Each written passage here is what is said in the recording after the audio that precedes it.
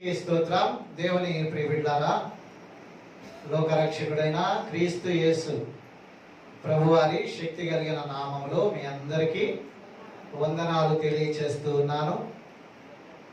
దేవుడు మరి ఒకసారి మీ అందరితో మాట్లాడుటకు, ఆయన వాక్యాన్ని మీతో పంచుకొనుటకు దేవుడు నాకు ఇచ్చిన చక్కని సమయం కొరకు ఆ దేవాది దేవునిని నేను హృదయపూర్వకంగా ఘనపరుస్తూ మహిమపరుస్తూ ధ్యానాన్ని ప్రారంభిస్తూ ఉన్నాను. ఈరోజు ధ్యానము కొరకు దేవుడు మీ చేతికి ఇచ్చిన పరిశుద్ధ గ్రంథం అయిన బైబిల్లో నుండి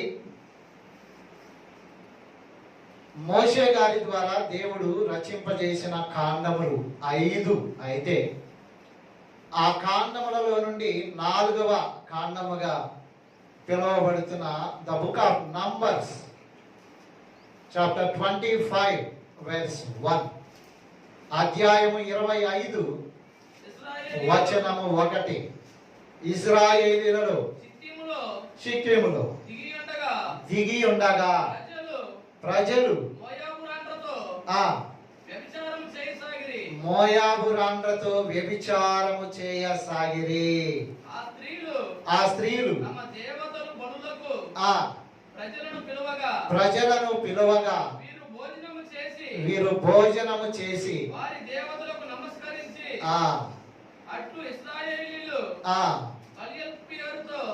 చాలు విన్నారు కదా, ఒక తప్పిదము జరుగుతా ఉంది. They made a mistake against the God యెహోవా. పరలోకమందున్న దేవునికి వ్యతిరేకముగా మోయాబు రాండ్రతో భోజనానికి కూర్చోవటం, ఆ తదుపరి వారు నమస్కారము చేయమన్న దేవతలకు వారు నమస్కారము చేయటం, దేవుడు ఈ విషయాన్ని పరమ నుండి చూస్తూ ఉన్నాడు. మీరు చెప్పండి, దేవునికి ప్రతికూలమైనవి 2. సమస్తాన్ని సృజించిన దేవునికి సమస్తము ఆయన చేతిలో ఉంటే, ఆయన ఇష్టపడనివి, ఆయన మెచ్చుకొననివి, ఆయన ఎంత మాత్రమో అంగీకరించనివి 2 విషయాలు మనము గమనిస్తూ ఉన్నట్లయితే, ఒకటి మనము చదివిన మాటలోనే ఉన్నది, రెండో విషయం కూడా అదే మాటలోనే ఉన్నది. I would like to share more details about those 2 things. ఆ 2 విషయాలు వింటున్న మీరు కూడా ఆ 2 విషయాలు మీ జీవితంలో ఉంటే ఏం జరుగుతుందో గమనించాలి. మొదటగా, దేవుని ప్రజలైన ఇశ్రాయేలీయులు అయినప్పుడు ఇశ్రాయేలీయులకు దేవుడు ఎవరు? యెహోవా దేవుడు. కానీ ఇక్కడ ఇశ్రాయేలీయులు ఎవరిని పూజిస్తున్నారు? ఎవరిని పూజించకూడదో, ఎవరికి నమస్కరింపకూడదో, ఎవరి దగ్గరికి వెళ్ళకూడదో, ఎవరి దగ్గరికి వెళ్ళి భోజనం చేయకూడదో అది వారు చేస్తున్నారని మనం వింటున్నాం. వారిని ప్రేరేపించిన వారు కొందరు స్త్రీలు, దే ఆర్ కాల్డ్ మోయాబైట్స్.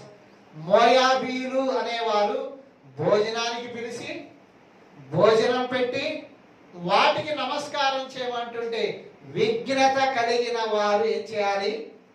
అలా చేయకూడదమ్మా, అలా చేయటం మా దేవుని దృష్టికి తప్పమా అని చెప్పకుండా దే ఏట్ ద ఫీస్ట్. వారు ఏమి అర్పించారో, వారు ఏమి పెట్టారో వాటిని తినటం ఆరంభించారు. మీరు చెప్పండి, అసలు వారితో సాంగత్యం చేయొచ్చా? నమస్కరించొచ్చా? ఆరాధన చేయొచ్చా? బలులు అర్పించవచ్చా అని ఒకవేళ మనం అంటే, దేవుని వాక్యం ఇలా అంటుంది. Let us see the book of Exodus chapter 20 verse 14. ఆజ్ఞలలో నుండి ఒక మాటను చదువుకుందాం. నిర్గమాకాండము 20వ అధ్యాయము 14వ వచనములో, వ్యభిచరింపకుండా ఉండాలి. shall not commit adultery. దేవుని ఆజ్ఞ ఏంటంటే ఉన్న భార్యతోనే సంతృప్తి కలిగి ఉండాలా. వింటున్నారా? అందుకే we respect our Indian constitution. అలాగే we respect our country India. ఎందుకు? మన భారతదేశ సాంప్రదాయం చాలా గొప్పది. ఏమిటా సాంప్రదాయం? పిల్లల విషయంలో ఇప్పుడు గవర్నమెంట్ వారు అనౌన్స్ చేసినట్లుగానే ఏం చేశారు? 1 or none, ఒకరు లేక ఎవరు లేకుండా పర్వాలేదు అనేది భారతదేశ స్లోగన్ జనాభా విషయంలో. అలాగే భార్యల విషయంలో, భర్తల విషయంలో కూడా దేవుని మన ప్రభుత్వం యొక్క లేదా విధి విధానాలను జాగ్రత్త తీస్తే నీకు సొంత భార్య ఉండాలి. ఇద్దరు ఉండకూడదా? బలం ఉంది కదా, 4-5 నుంచుకోకూడదా? ఏమంటే పొరుగు దేశాల్లో 15-20 మందిని కూడా ఉంచుకుంటుండే లేదే. భారతదేశంలో ఏంటండి ఒకళ్ళ నుంచుకున్న ఇద్దరంటే ఏంటి ఆ మాట మాట్లాడతారంటే భారతదేశంలో అది కుదరదు. రెండవది దేవుని దృష్టికి కూడా అది తాగదు. మీకు ఒక బెస్ట్ ఎగ్జాంపుల్ చెప్తానే. జ్ఞాని అనబడుతున్న ఆయన పేరు సాల్మన్ ద వైజ్ మ్యాన్. 40 సంవత్సరాలు అద్భుతముగా దేశాన్ని పరిపాలించిన రాజైన సొలొమోను తను చివరికి పతనమైపోవటానికి కారణం భార్యలు. భార్యలునా భార్యనా? ఆయన తనకు అధిక బలం ఉందని, అధిక ఐశ్వర్యం ఉందని 700 మంది భార్యలను, 300 మంది ఉపపత్నులను, కాంక్యుబైన్స్. ఒరిజినల్ వైఫ్స్ వర్ 700 ప్లస్ 300 కాంక్యుబైన్స్. మొత్తం టోటల్ గా 1000 చేశాడు. ఓకే, దేవుడు ఆయన చూశాడు. ఆయనకి ఇచ్చిన ఐశ్వర్య ఘనతలు అంతకు ముందున్న రాజులలో even included his father whose name was called David. దావీదు గారికి కూడా కలగనంత ఐశ్వర్య ఘనతలు కుమారుడైన సొలొమోను కలిగితే దావీదు గారిని డాష్ చేసి ముందుకెళ్ళిపోయిన ఆయన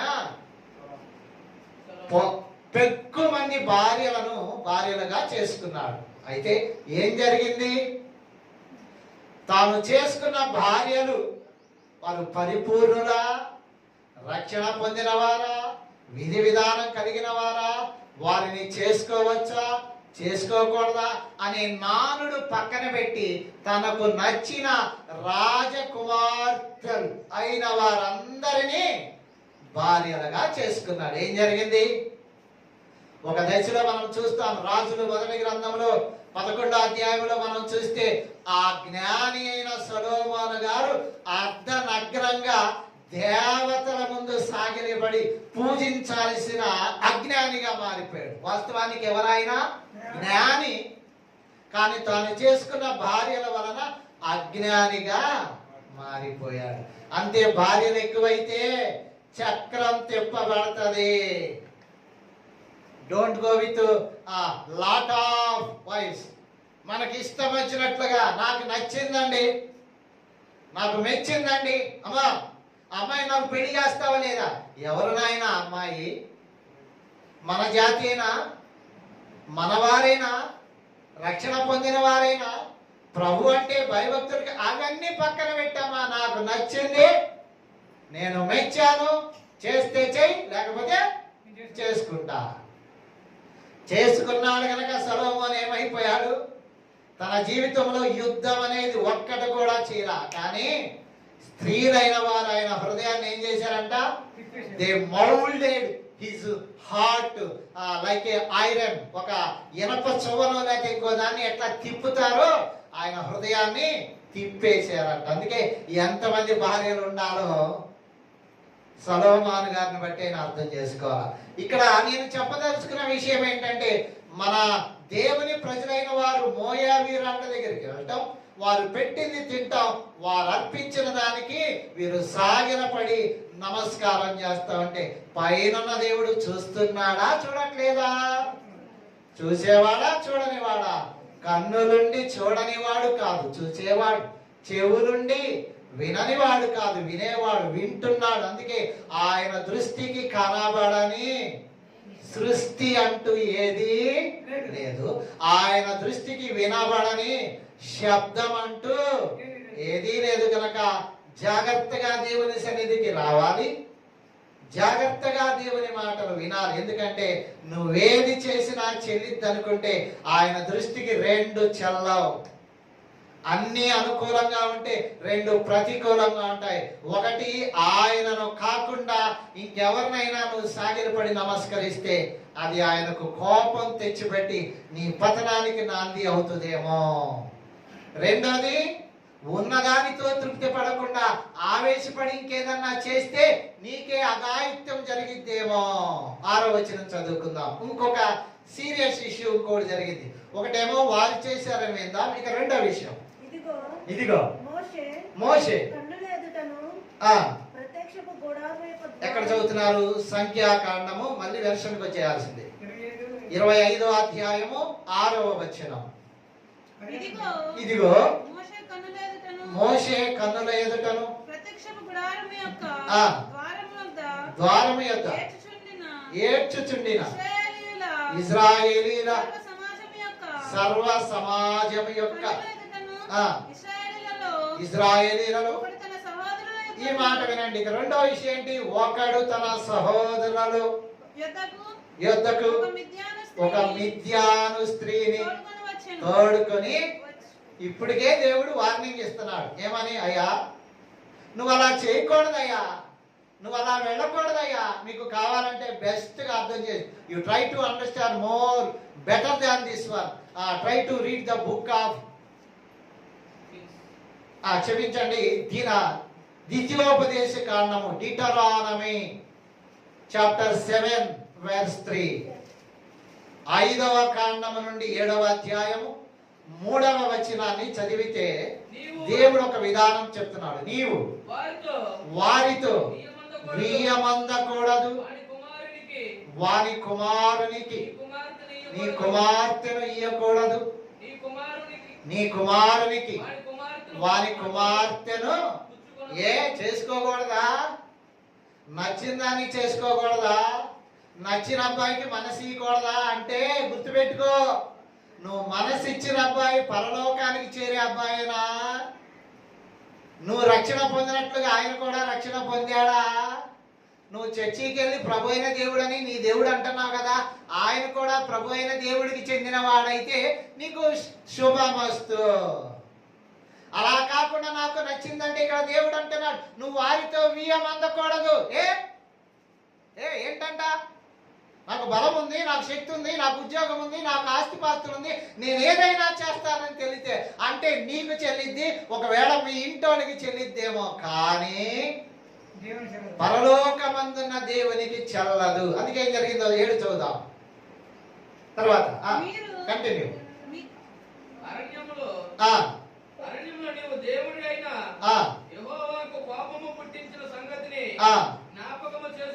చేసుకోవడము నీవు ఐగుప్తు దేశముల నుండి బయలుదేరిన దినము మొదలుకొని ఈ స్థలమందు మీరు ప్రవేశించు వరకు మీరు యెహోవా మీద తిరుగుబాటు చేయుచు నేను వచ్చితిరి. హోరేబులో మీరు యెహోవా. ఇక్కడ 7వ వచనమా? 6 తర్వాత ఆనుకొని ఉన్నదే చదవండి. కంటిన్యూషన్. యాజకుడైన అహరోను మనవడను ఎలియాజరు కుమారుడైన ఫీనెహాసును చూడండి ఏం చేస్తున్నాడు? ఆయన తనకు నచ్చిన స్త్రీని ఇంటికి తెచ్చుకున్నాడంట. ఇది లోకమంతా చూస్తున్నారు, ఇజ్రాయేలు జనాంగం అంతా చూస్తున్నారు. ఇంకా చెప్పండి, ఇంకెవరు చూస్తున్నారు? పరలోకమందున్న దేవుడు చూస్తున్నాడు. కానీ ఇక్కడ ఒక వింతైన మాట రాయబడింది. ఏంటది? ఎప్పుడైతే దాని కింద చదవండి, మీకే అర్థమవుతుంది.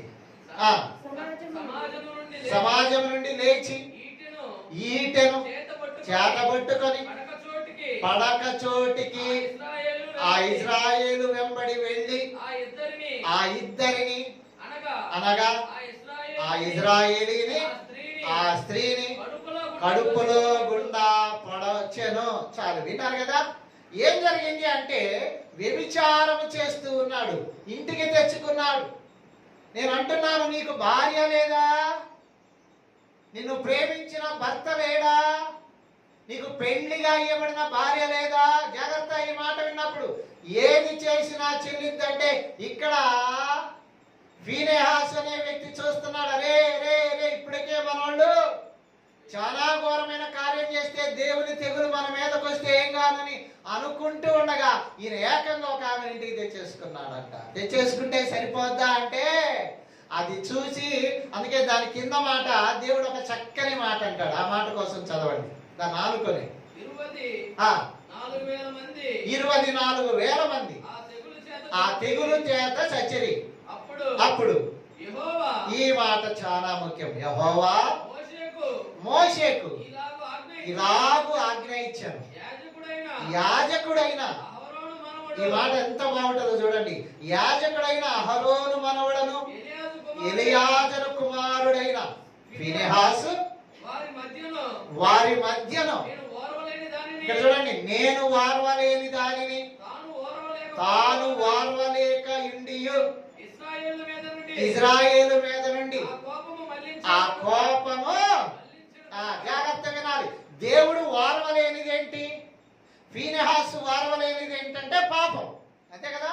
కానీ దేవుడు వార్వలేని వాడయ్యుండి కూడా ఓర్చుకుంటున్నాడు. ఎందుకు?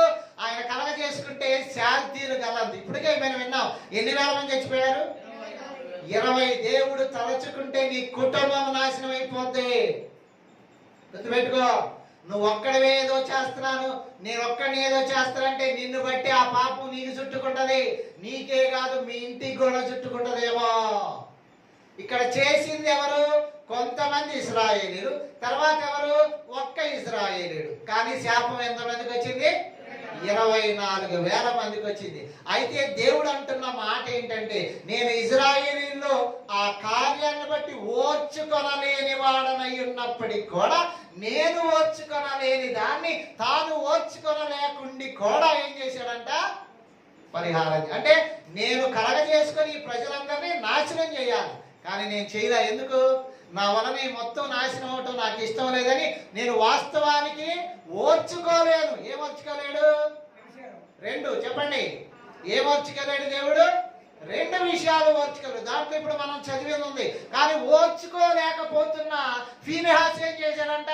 దేవుడు ఓర్చుకోలేని దాన్ని ఆయన కూడా ఓర్చుకోలేకపోయినా ఇంకా ఓర్చుకునేది లేదని చెప్పి ఏం చేశాడంట? ఆ వ్యభిచారం చేస్తున్న కుర్రాడు ఎమ్మటే వెళ్ళి వెనకాల పడగదిలోకి వెళ్ళి పొడి చేశాడంట. అర్థమైందా పాయింట్? నువ్వెవరిని చేసుకోవాలి, నువ్వెవరితో ఉండాలి, నువ్వెవరితో సాంగత్యం చేయాలని కాకుండా మనసుకు నచ్చింది, నా హృదయానికి మెచ్చిందని పాపం చేస్తే పైన దేవుడు పిచ్చోడు కాదు. చేసిన తప్పు అయితే దానిని ఆయన ఎట్లయినా అయ్యో అయ్యో అనుకుంటూ ఉండగా ఈలోపు పక్కన వాళ్ళు వేసి పొడిసి అవతాలు వేస్తే అప్పుడు ఇశ్రాయేలీయుల్లో ఏమైందంటే తెగులు ఆగిపోయింది. నేను అంటున్నాను, దేవుని యొద్దకు వస్తున్నావు, ఏం చేస్తున్నావు? దేవుని యొద్దకు వస్తున్నావు, ఏం వింటున్నావు? దేవుని యొద్దకు వస్తున్నావు, ఏం ఆలోచన చేస్తున్నావు? దేవుని యొద్దకు రావటమే కాకుండా జాగ్రత్తగా ఆలోచనతో ఉంటున్నావా? నీకు ఇష్టం వచ్చినట్లుగా ఏది పడితే అది చేయగాక. ఏది పడితే అది చేస్తే దేవుడు ఊరుకోవటానికి ఆయన తెలియలేని వాడు కాదు, ఆయన సమస్తం ఎరిగిన వాడై ఉన్నాడు. ఒకసారి కావాలంటే ఇంకొక మాట చదువుదామా?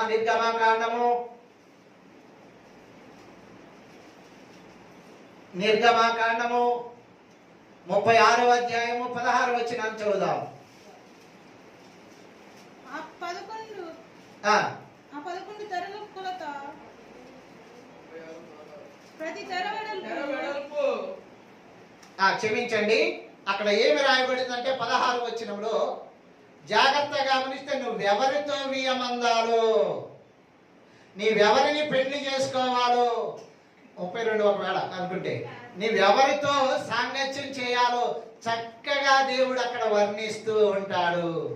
నేనంటున్నాను, చదువుకునేటప్పుడు నాకు పరిచయం, ఆ పరిచయం అయితే, నేను ఉద్యోగం చేస్తున్నప్పుడు నాకు పరిచయం, ఆ పరిచయం అయితే, మీ అమ్మని అడుగు కరెక్టా కాదో చెప్పిద్ది, మీ నాన్నని అడుగు మంచిదో కాదో చెప్తాడు.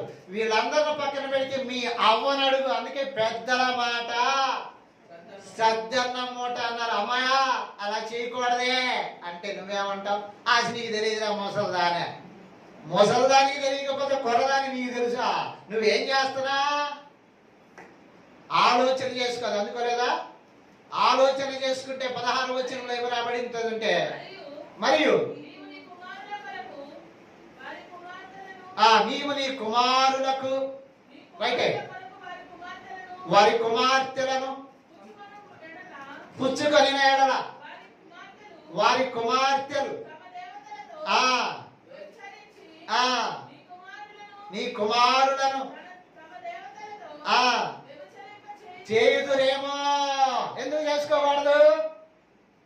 పాపం చేపిస్తారేమో, తప్పు చేయిస్తారేమో, పొరపాటు చేయిస్తారు. ఎందుకు? వాళ్ళకుండే ఆలోచనలు వాళ్ళకు ఉంటాయి, వాళ్ళకుండే వ్యవహారాలు వాళ్ళకుంటాయి. వాళ్ళ ఇంట్లో నువ్వు వెళ్తే నిన్ను బట్టి ఆడకు వస్తారా, నువ్వే ఆడకపోతావా? అందుకే సొలొమోను గారితో ఇలా అన్నారంట వాళ్ళ మిస్సెస్ ఏమన్నారు? క్రిస్టియన్ కనుక అందంట మనం చర్చికి వెళ్దామన్నంట. మరి ఇంకొక ఆమె ఏమంటది? ఇంకొక ఆమె అందంట ఏం చేయాలి ఇప్పుడు? నచ్చిన భార్యలను చేసుకున్నప్పుడు నీకిష్టం చర్చియే కాదు కనుక మాకిష్టం. మరి ఇప్పుడు పెళ్లి చేసుకున్నావు, వస్తావా చేస్తావా?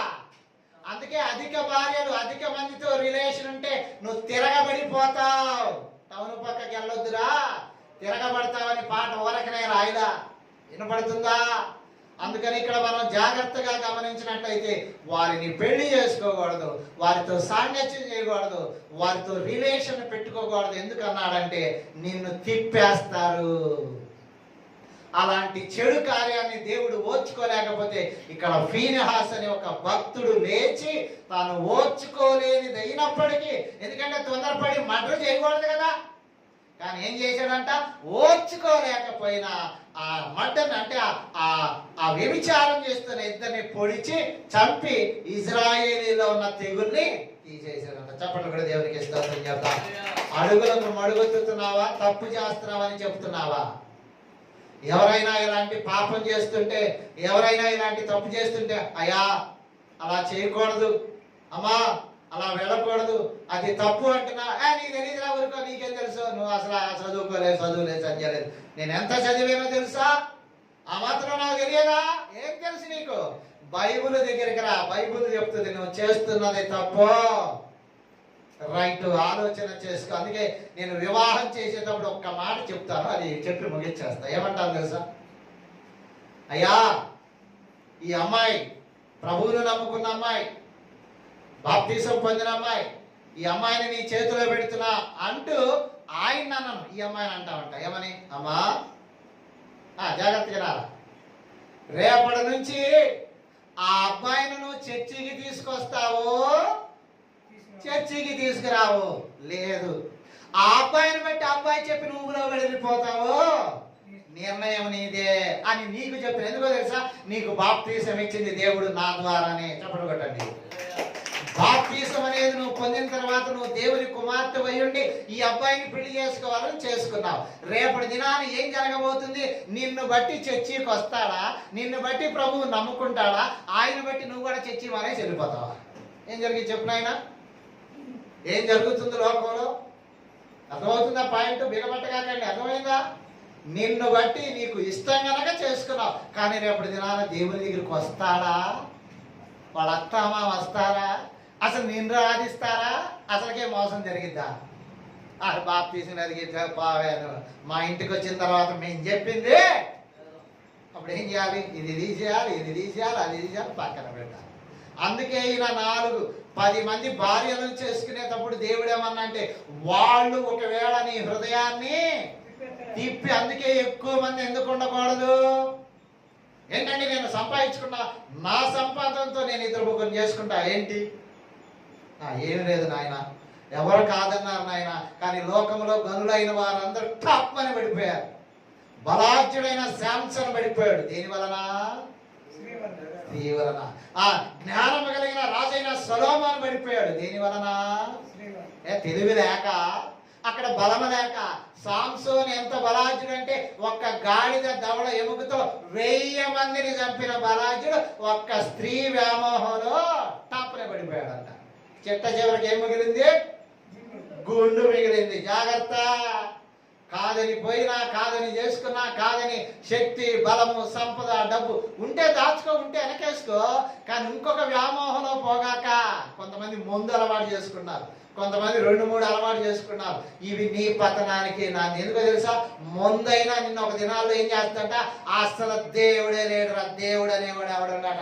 రే అసలు దేవుడిని నేనే అనిపిస్తుందంట తాగుడు. తెలుసా మీకు? అలాగే ఇక్కడ మనం చూస్తామంటే ఆయన చేయరా, ఈయన చేయరా అనిపిస్తుంది అంటే ఈ చేసేవాడికి. ఆయన చేస్తున్నందుకు నువ్వు చేస్తావా?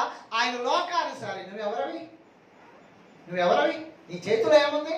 నువ్వేం తీసుకున్నావు? నువ్వేమో చేయాలో నిర్ణయం తీసుకున్నావు అంట కదా. ఆ నిర్ణయాన్ని బట్టి నువ్వేం చేయాలి అర్థం చేసుకో. 24,000 మంది చనిపోవుటకు కారణం 2 చెప్పండి.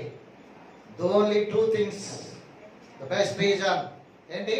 ఒకటి, అది చేయకూడదు, అది చేశారు, పరమందున్న దేవునికి కోపం తెప్పించారు, నాశనాన్ని కొని తెచ్చుకున్నారు. ఇక 2, ఇది చేయకూడదు, ఇది కూడా చేశారు, అందుకే దానిని బట్టి ఎన్ని శవాలు.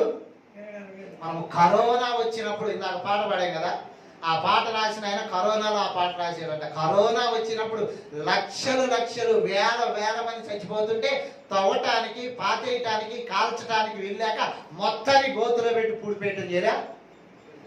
మరి 24,000 మంది చచ్చిపోతే ఎప్పుడు పాతేయాలి? ఆ బాధ ఎవరి వల్ల వచ్చింది? ఆ బాధ ఎందుకు వచ్చింది? ఆ బాధ రావటానికి కారణం అక్రమమా, క్రమమా? అందుకే క్రమము కానిది గుర్తు పెట్టుకో. బైబిల్ చేత్తో పట్టుకున్న తర్వాత నీ జ్ఞానము, తెలివి దేవుని వలన నీకుంటే అడ్డదోవలు తొక్కవు. కనుక వారితో వియ్యం అందకూడదు, వాడితో వెళ్ళకూడదు, ఇట్లా చేయకూడదు, అట్లా చేయకూడదు అనే దాన్ని నువ్వు పక్కన పెట్టి ఎట్టయినా చేస్తానంటే కూలిపోతావు.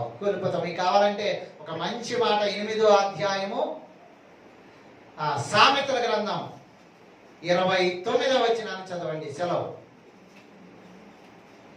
సామెత 7:29 సామెతల గ్రంథం 8:28గా పొరుగు వారి గురించి అంటారు అక్కడ. 29వ వచనం, పొరుగు వాని భార్య విషయంలో స్పష్టంగా అక్కడ రాయబడిన మాట ఉంటది. జాగ్రత్తగా మనం గమనిస్తే జ్ఞాని అయిన ఉన్న చూడండి, ఎక్కడ ఉంది? 6:29. తన పొరుగువాని భార్యను కూడువాడు ఆ ప్రకారమే నాశనమగును, ఆమెను ముట్టువాడు శిక్ష తప్పించుకొనా. వద్దు, చర్చికి వస్తున్నా వద్దు. No more other illegal relationship. Please stop. ఇప్పటికైనా వెనక్కి తిరిగిరా. నువ్వు పోతున్న ఊరి కరెక్ట్ కాదు, నువ్వు వెళుతున్న మార్గము కరెక్ట్ కాదని దేవుడు చెప్తున్నాడు. అలా చేస్తే కూలిపోతావు. సంసోను కూలిపోయాడు. యుద్ధాలే ఎరగని ఆ జ్ఞాని అయిన సొలొమోను కూలిపోతే, ఒకరోజు సొలొమోను గారు ఎక్కడున్నాడో తెలుసా? అర్ధనగ్నంగా కొండ మీద ఉన్నాడంట. ఏం చేస్తున్నాడు? తన భార్యను బట్టి తన దేవతలకు బలులు ఇస్తా ఉంటే అప్పుడు పరలోకమందున దేవుడు ఏమన్నాడు తెలుసా? సొలొమోను అంటే వినే స్థితిలో ఉన్నాడా? ఏం చేయను ప్రభువా, అది అక్కడికి రాకపోతే ఊరుకోట్లా, ఇదేమో చర్చికి రాకపోతే ఊరుకోట్లా, అదేమో అక్కడికి రాకపోతే ఊరుకోట్లా, ఇదేమో సాయంత్రం ముహూర్తం అంటే నీడకోట్లా, మరి చేసుకుంటే తప్పదుగా సొలొమోను. ఎందుకు ఇంతమంది ఇలా చేయటం వల్ల భార్యలు ఏం చేశారంట? ఆయన్ని చూడండి, అప్పం ఎవడో తిప్పివేయని అప్పం లాగా అన్నట్టుగా అప్పాన్ని 2 సార్లు ఇటు తిప్పుతారు, అంతే కదా. కానీ సొలొమోను కాసేపు తిరుగుతున్నాడు, కాసేపు పైకి ఎక్కుతున్నాడు, కాసేపు కిందకి వెళ్తున్నాడు. ఏంటి? తన భార్యలు. అందుకే పెక్కు మంది వద్దు. అలాంటి తప్పిదం బైబిల్లో చదివి జరిగినప్పుడు దేవుడు ఓర్చుకోలేని వాడ ఎన్నప్పుడు కూడా ఫీనిహాసుని దాన్ని ఓర్చుకోలేకపోయినా దానిని నివారణ చేసి ఇశ్రాయేలు నుండి తెగులును తీసివేస్తే అప్పుడు దేవుడు వారిని ఆశీర్వదించడం ప్రారంభించాడు. శాపం కావాలా, దీవెన కావాలా? ఆ మార్గంలోనే పోతావా, ఆ మార్గం నుండి బయటకు వస్తావో? Decision is up to you. ఈరోజు నువ్వే ఆలోచన చేసుకో. ఏది చేయాలన్నా బైబిల్ నీకు చెప్తా ఉంటది. అందుకే నేను అంటున్నాను, ఏది తినాలో ఏది తినకూడదో బైబిల్లో ఉందా లేదా? ఏది అనాలో ఏది అనకూడదో బైబిల్లో ఉందా లేదా? ఏది కనాలో ఏది కనకూడదో బైబిల్లో ఉందా లేదా? కనపడంది ఏంటి, నీకు చాలంది ఏంటండి? ఈరోజు అన్ని దేవుడు సమస్తాన్ని నీకు అర్థమయ్యేటట్లుగా చేశాడు. మూర్ఖంగా పోతే ఇక్కడ 24,000 మంది చచ్చినట్టుగా మరణాన్ని కొని తెచ్చుకుంటావేమో. ఆలోచించుకొని ఆ తెగులు నీలో నుండి పోవాలంటే, ఆ పాపం నీ నుండి దూరం చేసుకుంటే దీవెనే దీవెన, లేదంటే ఒకరోజు శాపం. దేవుడి మాటలు మనందరి కొరకు దీవించి ఆశీర్వదించును గాక. పరిశుద్ధుడైన తండ్రి, నీకు వందనాలు. ఈ చెప్పబడిన ఈ వాక్యాన్ని మీరు దీవించండి. ఈనొచ్చున్న ఎల్లరను కూడా మీరు ఆశీర్వదించమని యేసు నామములో అడుగుచున్నాము తండ్రి. ఆమేన్.